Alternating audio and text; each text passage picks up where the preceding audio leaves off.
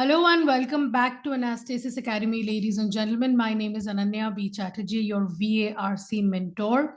So today we are at the fourth episode of Bibliophile, a series in which we take up articles, essays, blogs from all kinds of nooks and crannies on the web, and we read them together and we try to understand the writing styles, the main idea, the intricate vocabulary, the flow of content, everything, so that we may become better readers for CAT 2024.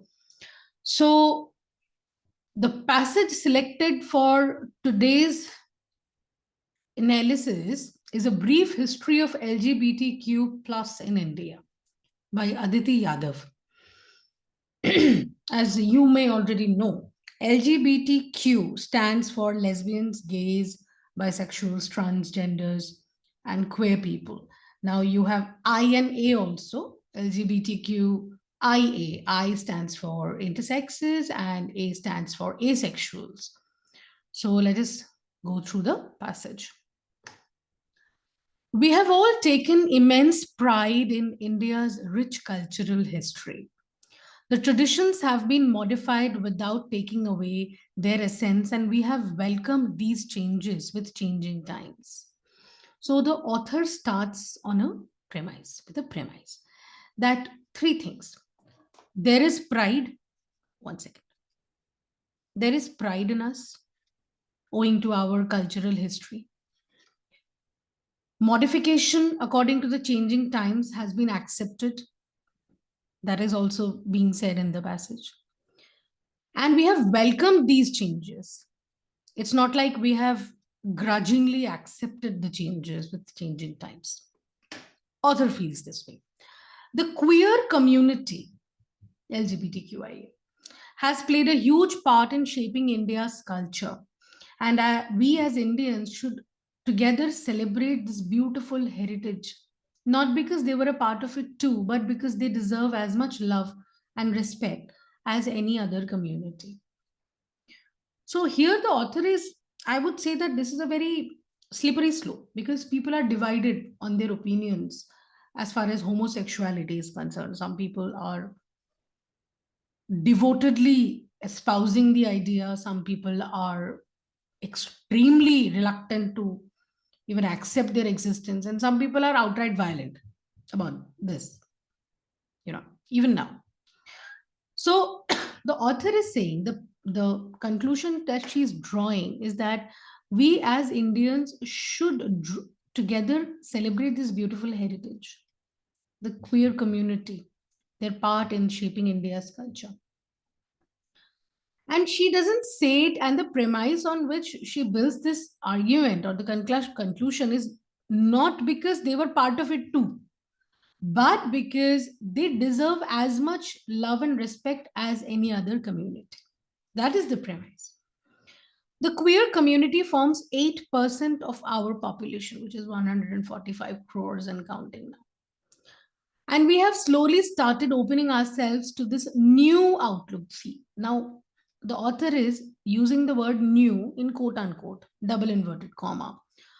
Often it happens when the author is sarcastic about something.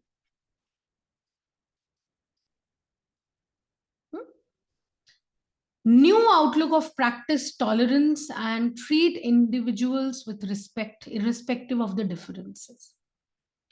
So, the author clearly means that this is not new in the context of India, right? But yeah, because it's been talked about now, and many people are waking up to the idea of tolerance and treating other individuals with respect, irrespective of the difference.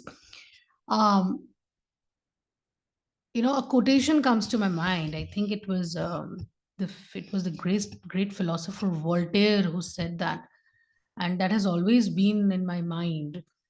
He said that I may not agree with what you have to say, but I will defend unto death your right to say it. What a beautiful thing to say. Half the problems and half the conflicts in this world would have been just solved if people understood this basic principle that I don't have to agree with you, but I would respect your right to say it. Right? I cannot take away that right. Anyway, coming back to the passage. But if we look at our history, this idea is not as new as we think. See, I told you, not as new because she used inverted comma. Love has been celebrated in India in every form. Ancient India was about acceptance and celebration of all forms of love. This can be seen in Indian religious books, which contained homosexual characters and themes in their texts, which were neutral to the idea of homosexuality. Neutrality is a beautiful thing to practice.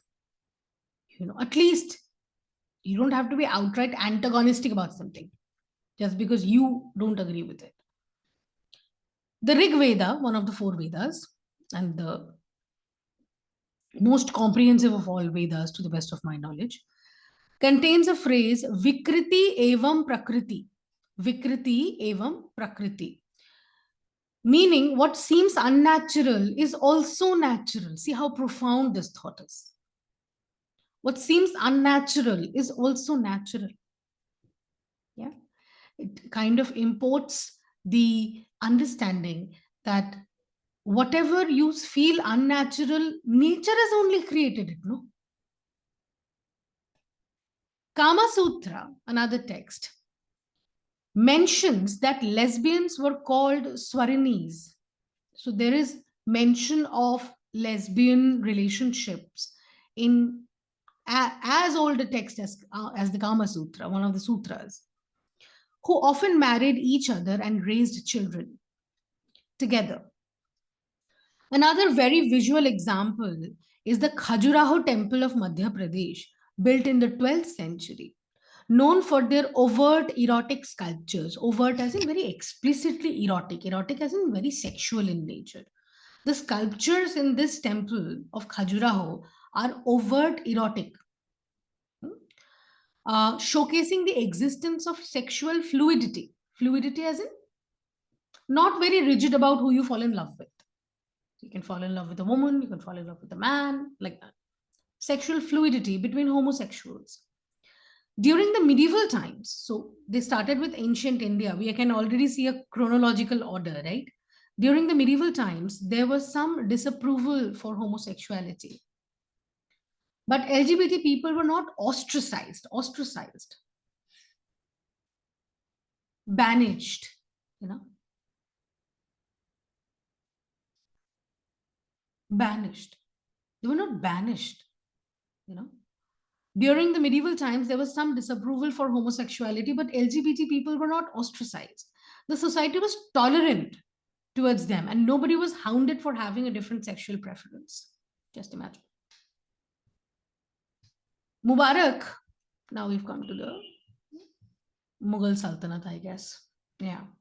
Mubarak, son of Alauddin Khilji, who ruled the Delhi Sultanate between 1296 and 1316, was known to be in a relationship with one of the noblemen in his court. Babur, who founded the Mughal dynasty, wrote about his love for a boy named Baburi, and his writing faced no disapproval during his time or after it. I mean, if you think deeply about it, when you are the emperor, who would disapprove you? But then, yeah, but then still, probably there were no chastising whisperings in the court, probably because he fell in love with a boy, right? There were many such incidents in which noble class Mughals engaged in homosexuality. In 1861, after the arrival of Britishers, so we started with ancient India. I hope you can see the progression already. We started with ancient India, then you move to the medieval times, then you talked about sultans, the Sultanate period. Then you talk about the Mughal dynasty, the Mughal period.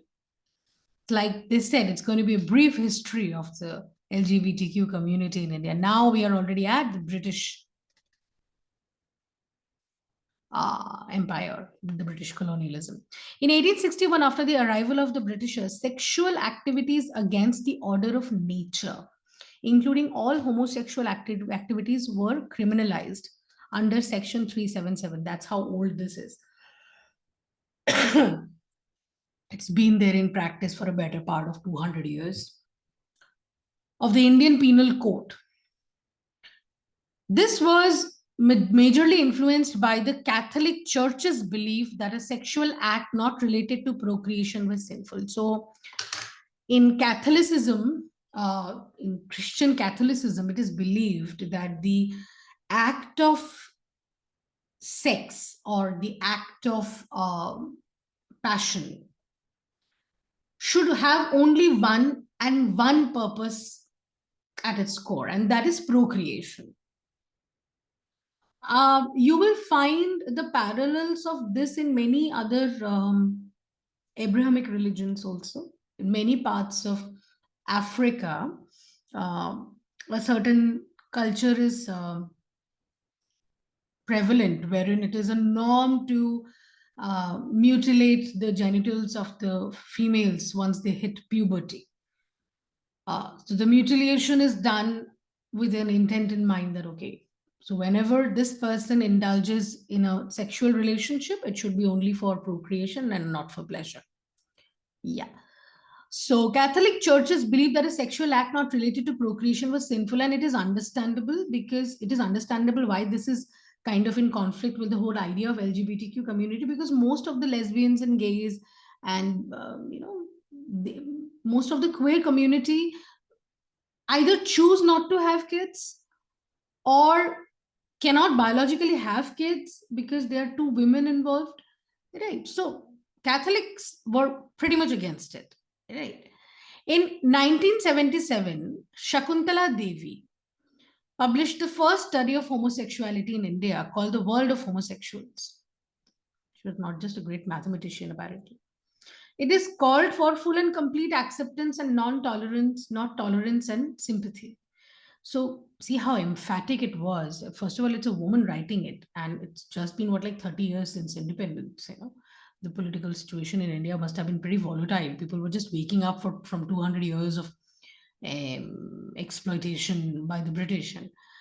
And Shakuntala Devi said that it's about full and complete acceptance. Don't show tolerance and don't be sympathetic. Accept that it is there. They have equal rights, so on and so forth. Soon after, in 1981, the first All India Hijra conference was called in Agra, and 50,000 members from the community all over the country attended it. In 1994, Hijras, intersexes, were legally granted voting rights as a third sex. 30 years ago, it happened. The first petition challenging Section 377 was filed by the AIDS Bhedbhav Virodhi Andolan in 1994. However, it was eventually dismissed. In 2001, a PIL, public interest litigation, was filed by NAS Foundation to challenge Section 377 in the Delhi High Court. In 2009, Delhi High Court found Section 377 in direct violation of the fundamental rights of life, liberty, privacy, and equality provided by the Constitution of India. You understand there is a legal problem with 377, not just a moral problem. So the Constitution allows for equality. The Constitution espouses the idea of life, liberty, privacy, equality provided by the Constitution. This meant that gay sex was not a crime anymore, but it was still not legal. Not a crime, but not legal. So the court may fail to take cognizance of the offense, but it's not going to legalize and approve it and give it sanctions. However, the critics, including Suresh Kumar Kaushal, a Delhi-based astrologer, challenged the Delhi High Court's decision in Supreme Court. This still was a huge landmark in the LGBTQ struggle for freedom. In 2014, as recent as 8 years ago, the Supreme Court dismissed the review petition filed by the Center and several other organizations against its previous verdict on Section 377, explaining that the LGBTQ community constituted a minuscule fraction of the country's population and it was unsustainable legally. That's the contention that they gave, that it's a minuscule contention, a minuscule fraction of the country's population. As we learned, it was as less as few as just 8%, right? Statistically speaking. On 24th of August 2017, the Supreme Court gave the country's LGBTQ community the freedom to safely express their sexual orientation. What do you mean by this? Expressing someone's sexual orientation in a safe space would entail that they are not attacked for it, either verbally or physically or financially or socially, professionally, right? An individual's sexual orientation was protected by the right to privacy law. By this time, the LGBTQ people had the right to express their sexual orientation, but homosexual acts still remained criminalized. So, how ironical is that?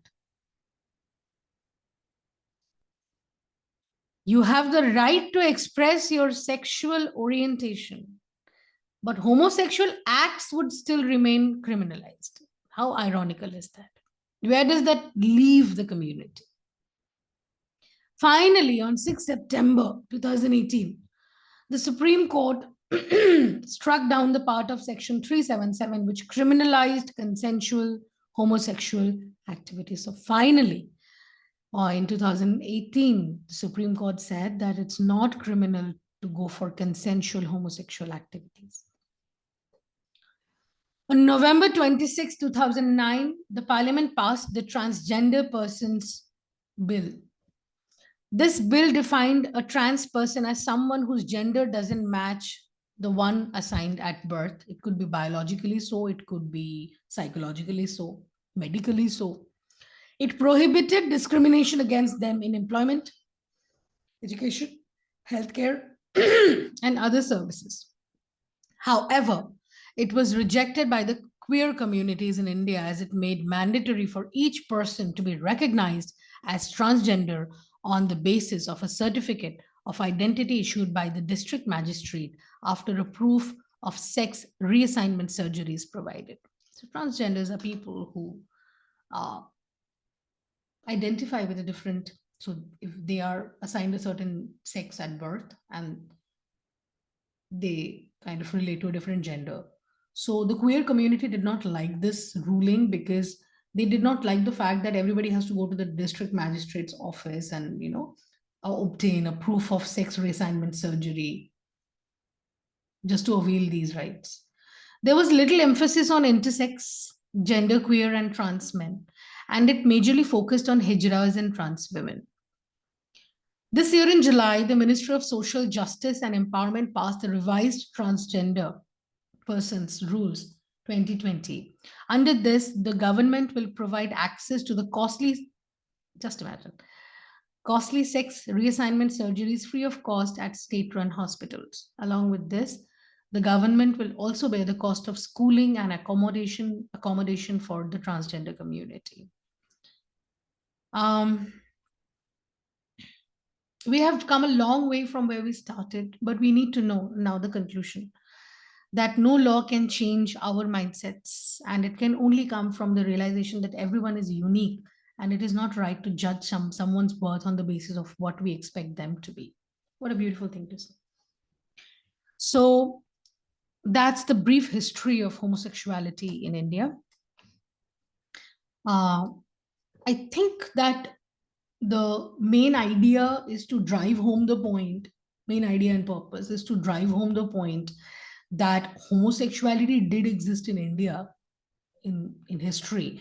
It was only after the British invasion that there was this large-scale antagonism that was observed and which was kind of motivated by the Catholic Church's notion that sex should only be for procreation.